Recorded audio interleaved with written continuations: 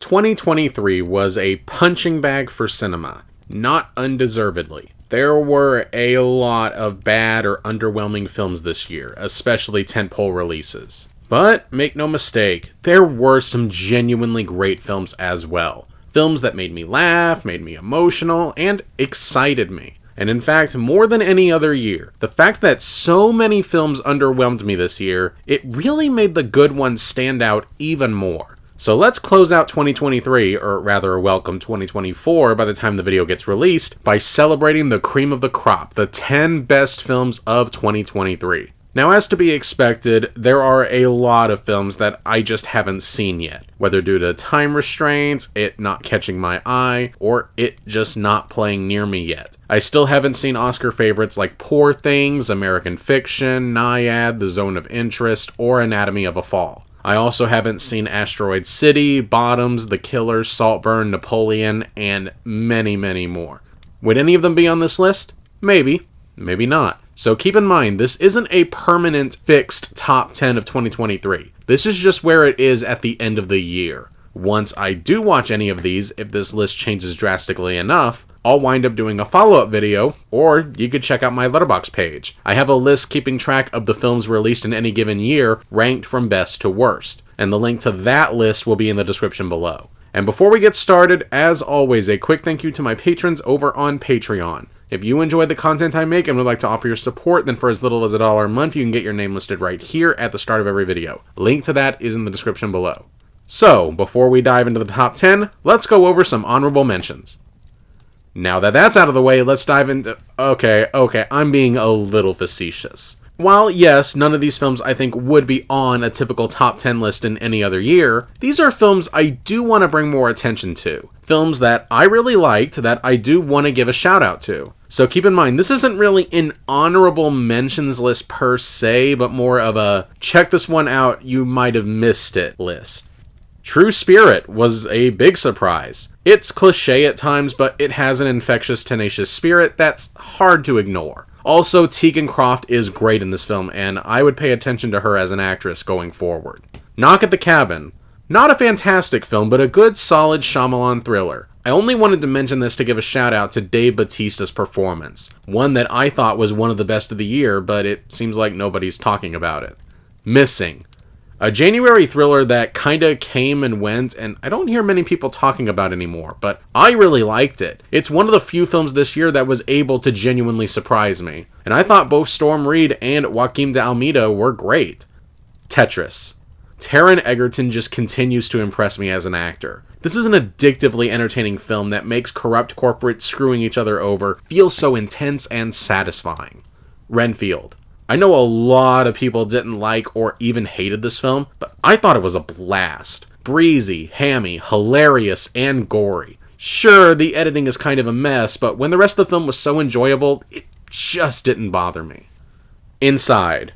For those that want to see a Willem Dafoe one-man show, this is probably the closest you'll ever get. This is kind of an unpleasant film at times, as it really does try to get you down in the muck with the main character, but it just goes to show that it did a good job at making you identify with the protagonist and his situation. It may have been divisive with critics and audiences, but I thought it was great. Past Lives. A very subtle, well-acted film that is about more than meets the eye. It's a film about what could have been, a film about fate, and a film about how identity is tied to immigration. The only reason it missed on my top 10 is I do think, even for a film that's supposed to be more slowly paced, could have been tightened up just a little bit more, and the ending didn't hit me quite as hard as I know it wanted me to. And finally, just outside my top 10 was Guy Ritchie's The Covenant, a compelling war drama, one of the best in years, about the watertight bond that forms between men in combat, while also working as a critique of how the US handled the Afghanistan withdrawal. Okay, I kept you waiting long enough. Let's dive into my top 10 favorite films of 2023. Number 10.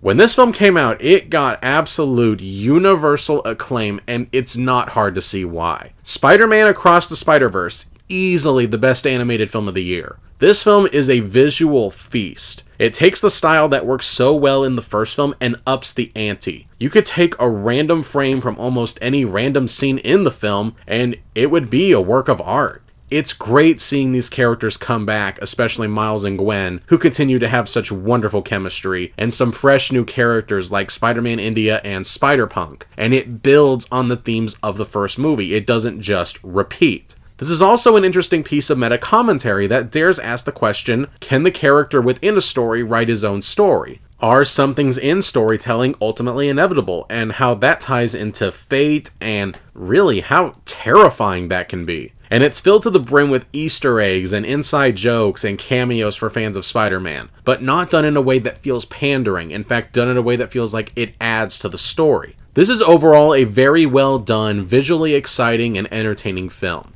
The things that are holding me back from absolutely loving it and placing it any higher are twofold, and they're tied together. The pacing, which, yes, I do think it does take just a little bit too long to get the story started, and the fact that this doesn't really feel like a complete story. It doesn't really have a climax or third act, so there's no real cathartic release to all this build-up. In fact, it stops right before it feels like the climax should really be starting, which is annoying. Now, as of the recording of this video, Beyond the Spider-Verse hasn't come out yet, so maybe when that gets released, this one might go up, go down, or stay exactly the same. But for now, I'm pretty comfortable placing this at number 10. Number 9.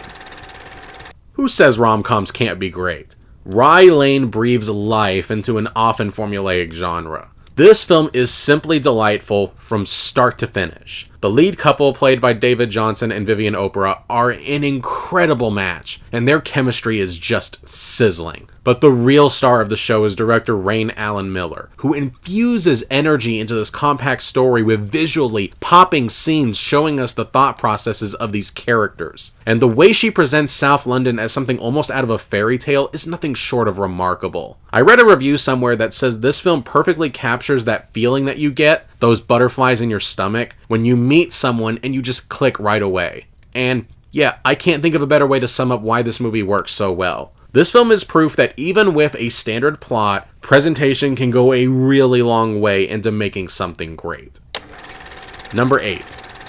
This is a movie that's so good it's almost enough to make you forget you're watching Nike propaganda. Air was a film that I didn't think would work, but it just surprised the heck out of me. I wasn't impressed by Ben Affleck's previous directing work, Live by Night, but with Air, he's shown that he still got it. A fast-paced, sometimes hilarious, very well-acted film, in which most of the film is a group of guys talking about business negotiations. It engulfs you in its 80s time period very well, and it also captures, in a way that I didn't even pick up on my first viewing, just how risky of a move this was for Nike. And Matt Damon does excellent work as the main character Sonny, portraying him as someone who you can feel loves to take risks like a gambler, but also someone who does genuinely see something in Michael Jordan. And the decision to not portray Michael Jordan was also a very smart move, almost like he transcends the film itself. There's a lot of films about the darker side of the American dream, but a lot of people tend to forget that the idea of the American dream is there for a reason. And this movie captures, better than any film I've seen in recent memory, the brighter side of what the American dream can be. Number 7. I've seen so many horror films that it's getting harder and harder to genuinely unnerve me. This film was by far the most unnerving horror film of the year. It's probably the most unnerving film of the past several years. Talk to Me was absolutely brutal. A fantastic horror yarn that takes elements that have been done in other horror films before it, but breathes new life into it. The characters feel believable, their actions feel believable even when they're acting stupid, and the film's portrayal of grief as being almost like a drug addiction in and of itself was fascinating. Sophie Wilde gives a breakout performance as Mia. There were several horror set pieces that left my jaw on the floor, and the ending packs a wallop. It's hard to believe that this is a debut film. If this is anything to go by, brothers Michael and Danny Philippou are a directing duo definitely worth paying attention to, and they have the potential of becoming the next big names in horror. Number 6. I think every critic has one selfish movie in their top 10 list that almost nobody else will. This is mine. Dungeons & Dragons: Honor Among Thieves, one of the most entertaining film experiences I had all year. This is a film that you can just tell the creators were having fun with the material, and they made sure to make a film that could appeal to both people who do play Dungeons & Dragons and those who have never played it. It's an adventure film, it's a fantasy, it's a heist film, it's a comedy, and the cast of characters we follow are just fun to be around, and they're played very well by a group of talented actors. While I'm not sure I could defend it as a truly great film, it really is great fun. And on this list, and in a year in which so many of the major Hollywood releases were dull or boring, that accounts for a whole lot. Number 5. One of the best action franchises currently running continues its impressive streak. Mission Impossible: Dead Reckoning Part 1 was the best straightforward action film of the year. Christopher McQuarrie continues to show why he's the best man for this franchise. Smart plotting, twists and turns, great characters, and exhilarating set pieces. And here he tries to emulate the style of Brian De Palma's Mission Impossible film to great success. And Tom Cruise, even in his 60s, continues to showcase why he's still working even after 4 decades in the industry. A man who is equally capable of handling the acting and the stunt work with finesse. And Haley Atwell is a delightful presence as a new character that, mishandled, could have gone very wrong. But thankfully they found that balance they were looking for. And thankfully, even though this is part 1 and does leave plot threads dangling, unlike Spider-Verse, this actually feels like a complete film with a beginning, middle, and end. Let's just say I'm waiting impatiently for the forthcoming sequel, and I really hope Paramount is smarter about how they release it. Number 4. This one may shock a lot of people that it's on here, and in fact on this high on the list, but I absolutely adored this film. Are You There, God? It's Me, Margaret. A magnificent coming-of-age story that feels brutally honest and earnest. Deftly navigating the complex emotions that tweens, particularly young girls, go through with grace, empathy, and a dash of humor, director Kelly Fremon Craig, who had previously also made the excellent Edge of 17, has firmly established herself as one of the freshest voices in Hollywood, especially in the coming-of-age genre. And here she perfectly captures the era in which the story takes place. Rachel McAdams is great in the film, and Abby Ryder-Fortson is wonderful as well. And in a year where so many of the big budget blockbuster films tried to force female empowerment in ways that felt unnatural, here is a film that actually does celebrate womanhood in a completely natural way without a hint of pandering in sight. But this isn't just a film for only girls and women. The themes of growing up, feeling lost as you navigate a really difficult part of your life, and looking for guidance but not knowing where to look are themes that anybody of any gender or any background can relate to. This is a gem of a movie that's a roller coaster of emotion, just like growing up is. Number 3. I thought for sure at the start of the year that a film that dealt with the ever-growing fear of nuclear war would make it to my top 10. And it did. I just thought it would be the Christopher Nolan film.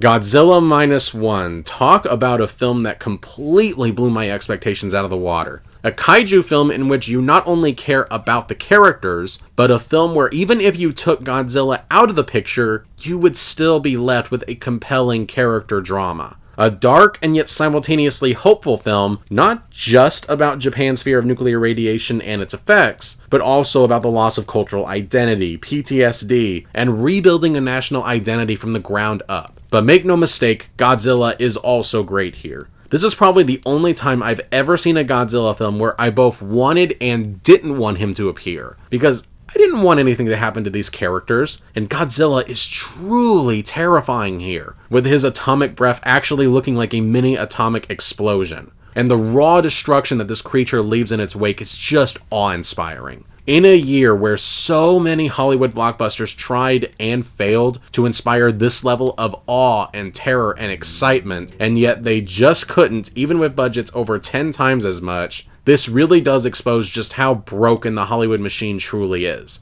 But this film doesn't just deserve to be mentioned among the upper echelon of the best Godzilla films, it deserves to be mentioned in the same sentence as other monster movies like King Kong and Jaws. And that's not a sentence I say lightly. Number 2. This is probably the most difficult film to watch on the list, but it's also one of the most rewarding viewing experiences 2023 had to offer.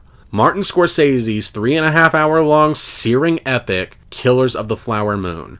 A chilling examination of one of the worst kinds of evil imaginable. betrayal, ethnic cleansing, and greed are discussed as casually as one would discuss the weather. For the vast majority of the film, you're just watching helplessly as these people callously treat other people like chess pieces, strategically setting them in place and then sacrificing them the instant they cease being useful. And the fact that this was based on a true story makes it so much worse. But it puts a face on this historical event that has largely flown under the radar for most people, as well as being one of the clearest examples of systemic racism ever committed to screen. The performances are all great. Leonardo DiCaprio, Lily Gladstone, and Robert De Niro are all being discussed during awards season for very good reason. And also importantly, this is a film that earns its gargantuan runtime, because it's really the only way to truly comprehend the scope of how widespread these murders were. I can't say this is one I'm going to rewatch a lot because it is a rough watch, but the impact it had on me is indelible, and its images have haunted me long after the credits rolled. Number 1. My favorite film of the year is the movie that hit the spot for me. It was just the right film at just the right time. A movie that's both cold and warm. A movie that mixes the cynicism with the heartwarming. A movie that feels both nostalgic and fresh. And that would be Alexander Payne's The Holdovers. This film was simply the most rejuvenating film of the year. The screenplay is pitch perfect, paced beautifully, excellent dialogue, and unforgettable characters. All three of them brought to life by very talented actors. Paul Giamatti and Dominic Sessa are both wonderful, but it's Divine Joy Randolph who gives the best performance in the film, and probably one of the best of the year, period, with a performance that is both brimming with subtlety, but also given the freedom to breathe. And Alexander Payne's direction is top-notch, somehow managing to capture all the conflicting moods in the film and have them feed into each other. And there's just something about this film that connected with me in a way that no other film did this year. Maybe it's because I connected in some way with all three of the main characters in different ways, and watching these broken characters bond over the one thing they have in common. Their loneliness is both sad and heartwarming at the same time. I know some people say they just don't make them like this anymore when they're talking about action films from the 80s and 90s. But there's also something about this film that feels like something lost has been rediscovered. This spark that has felt missing throughout most of the year, but is present here, almost like this was a film from the 80s that just never got released.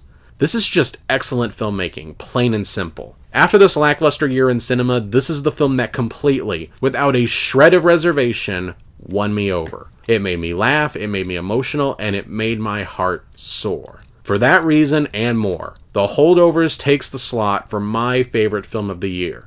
A true, unremitting masterpiece.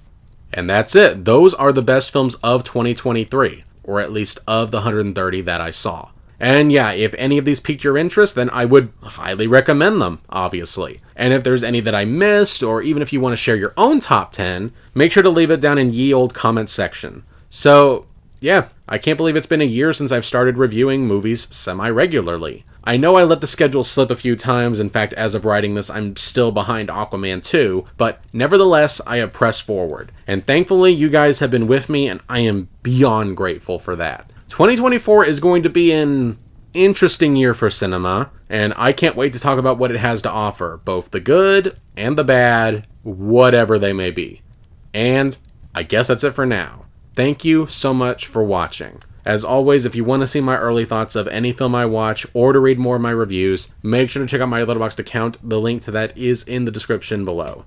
And make sure that you're subscribed so that you don't miss any upcoming reviews. Have a good day, and I'll see you next time.